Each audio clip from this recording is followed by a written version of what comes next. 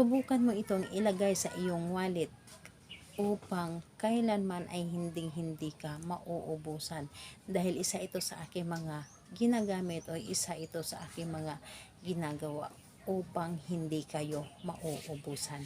Hello mga guys, kumusta kayo? Panibagong araw, panibagong video na naman tayo.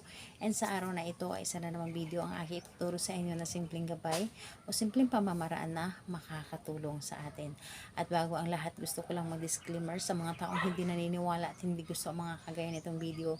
Please skip this video and maghanap kayo ng videos na gustong gusto nyo, dahil ang video na ito ay para lamang ito sa mga taong naniniwala and gusto mag-try. Ikaw ba ay naniniwala sa mga pampaswerte? Naniniwala ka ba na merong swerteng darating sa atin? Naniniwala ka ba na merong himala na dumating sa atin?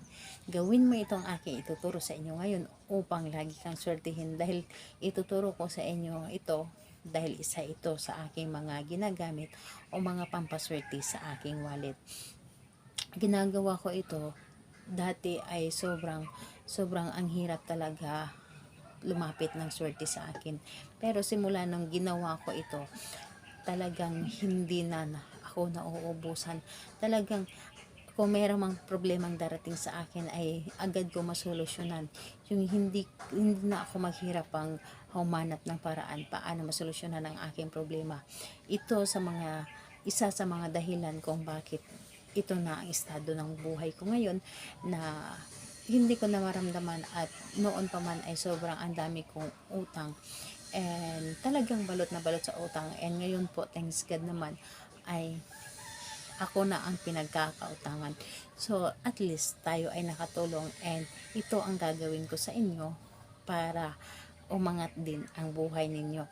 So ayun po, kailangan mo lamang dito maghanda ng isang butil ng bawang. Isang butil lamang ng bawang. Alam niyo ba, ang bawang ay hinahalo lamang ito sa ating nilulutong ulam, pero isa din ito sa makakatulong sa atin na lagi tayo magkakapera o laging merong blessing na darating sa atin. Yung anggaan papasukin ng swerte sa atin. So ito lamang, isang butil ng bawang at ang inyong wallet lamang. And kailangan yung wallet po ninyo ay walang nakalagay na mga resibo, and huwag kayong mag-ipon ng resibo sa inyong wallet, dahil isa din yan sa mga dahilan kung bakit hindi tayo pinapasokan ng swerte. Kapag resibo na yon, huwag mo nang itago sa iyong wallet, itapon nyo na yon, aside sa mga importanteng resibo. Kapag importante, ikikip po ninyo yon. So ayun po, bawang at wallet lamang. And kapag handa na yung bawang at wallet, kailangan na siguraduhin mo lamang sa iyong sarili na naniniwala ka sa inyong dapat gawin, and gustong gusto mo itong gawin talaga, and buo po ang inyong loob sa paggawa nito.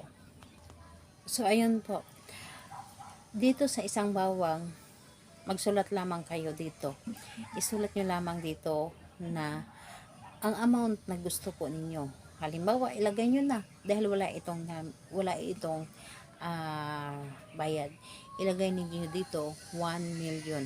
So ilagay po ninyo ang 1 million, at dito ilagay po ninyo, and dito sa kabila claim 8. So i-claim ninyo na ito ay darating sa inyo. And ayun po, pagkatapos nun, humiling lamang kayo sa pamamagitan mo. Tulungan mo ako na lagi akong swertihin. Tulungan mo ako na hindi ako mauubusan kailanman. Lahat ng pagkakautang ko ay aking mabayaran. Lahat ay darating sa akin, or lagi akong swertihin. At hindi maubusan ng laman ang aking wallet. So sabihin mo na dito lahat.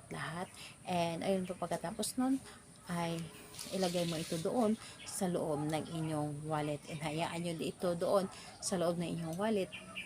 Maramdaman nyo na lamang na hindi na pala kayo nauubusan, at lagi na palang swerte or merong swerte na darating sa inyo.